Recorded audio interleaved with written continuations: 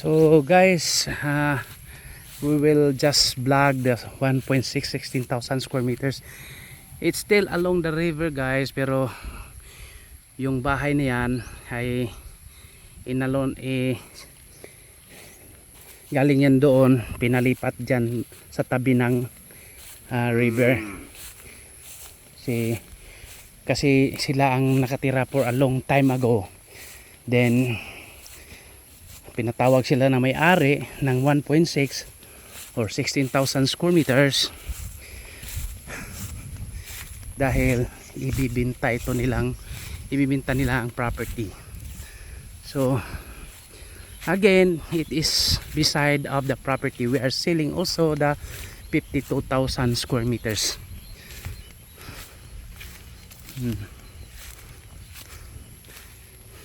Yung bahay na yan kasama. So ito po yun.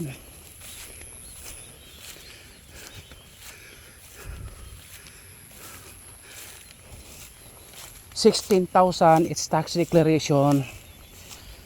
Located here in Barangay Dagnawan, Inabanga, Bohol, and along the river. Pero iano lang, we must understand no, na may parang tatlong bahay, apat na bahay na tumira sa lote at pinalipat niya doon. Isa muna ang naglipat, pero talagang nilipat yan. May agreement na sila sa barangay. Nakita mo mga bahay doon, kasama yan. So yun po, maganda yung property honestly, because actually maganda dito, climate, presko, hangin.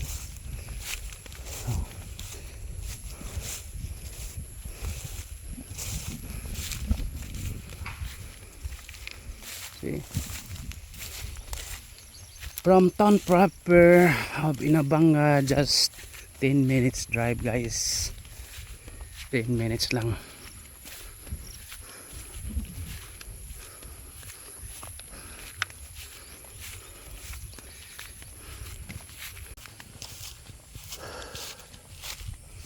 Yung bahay na yan, kasama yan sa 1.6 guys.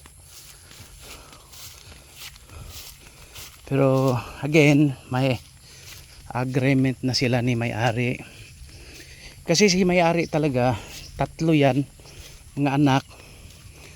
Patay na kanilang mama o mother or parents. At nandun nakatira sa Mindanao. At may mga sariling negosyo din. So they are contractors according to my friend, no? So yun po.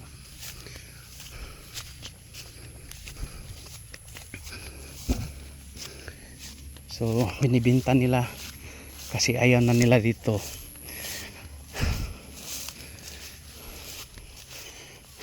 At least okay pa rin, kahit tax declaration pwede man yan ma-title directly. So ito yung mga tanim niya, mga kasaba. So may mga tatlong niyog, no? 3 coconut trees. May bahay. Pero ano yan guys, i-transfer talaga yan.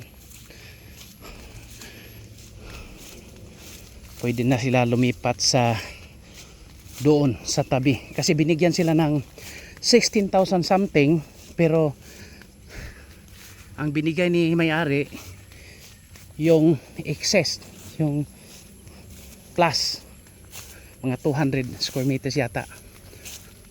So yan po, ito po yung 16,000 at may kaunting overlooking din kasi magkatabi talaga sila ni 5.2.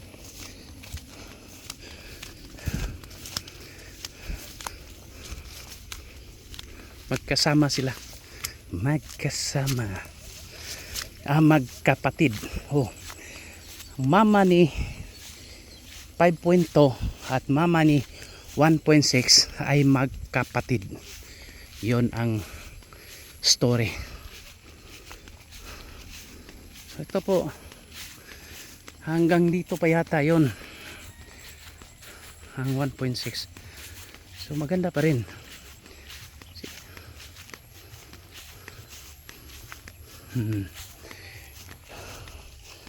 Maganda ang lupa, dark black, ano ba yan, dark or black, fertile. So maganda talaga.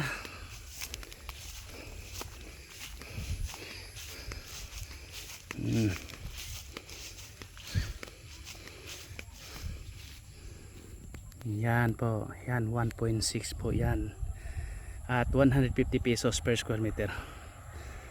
Yun po mga sasakyan, no, mga tourist yata yan, no, nag-direct, nag-shortcut galing yang Danau, kasi ito pang Padanaw Bohol yan eh.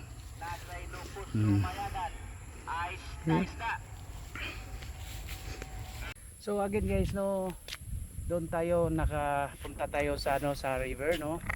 So dalawa yung binibenta natin. Ito po yung 1.6 at ito po ang 5.2 hectares. So dalawa. Pero tapos na tayo nag-tour sa 5.2. Sinabit na rin natin, sinama na rin natin ang 1.6. Baka gusto nyo bilhin yung dalawa, mas okay yon para lumapad yung ano. Itong 1.6 is 40 meters wide po papunta doon. Parang itong si Juan medyo malaki yan, parang ganoon din papunta din doon 5.2. Medyo malapad yung si 5.2. So again, si 1.6 is 150 pesos per square meter. The reason behind on this, because may mga babayaran silang mga tao doon, yung pinalipat nila. Then medyo ano rin sila, medyo may financial capacity. Tulad ni ano rin, may financial capacity yan si 5.2. Mga kwartahan na diri sa amo na lugar, pero kwartahan meaning they are really, pero okay lang kasi ibibenta naman talaga nila yan lahat. Okay, let's continue para makita nyo ang daanan dito. I-ano lang natin.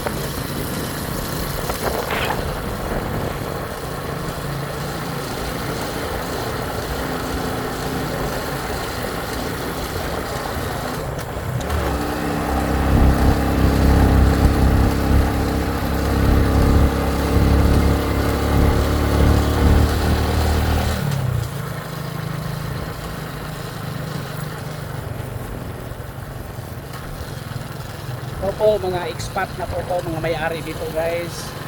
Yan, giluti-luti yan. Yan, may-ari nagsabibite. Yan po.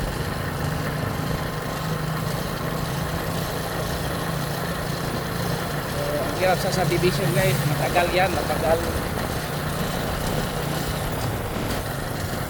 ma-approve.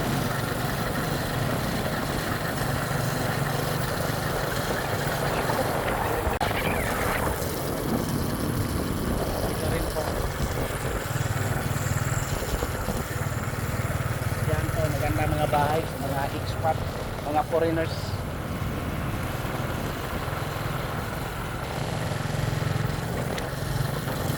Yan po. Kadalasan dito guys, mga bahay ng mga expat.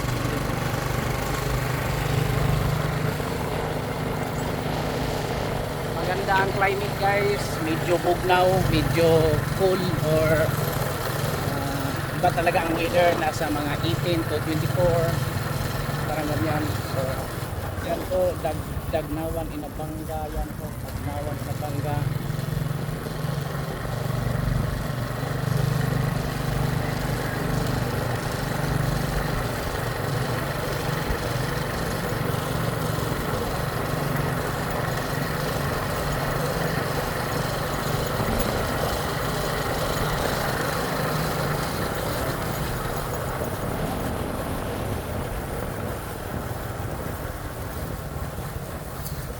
So ito po yung corner guys. Papunta na po yan ng Danau, Danau Bohol.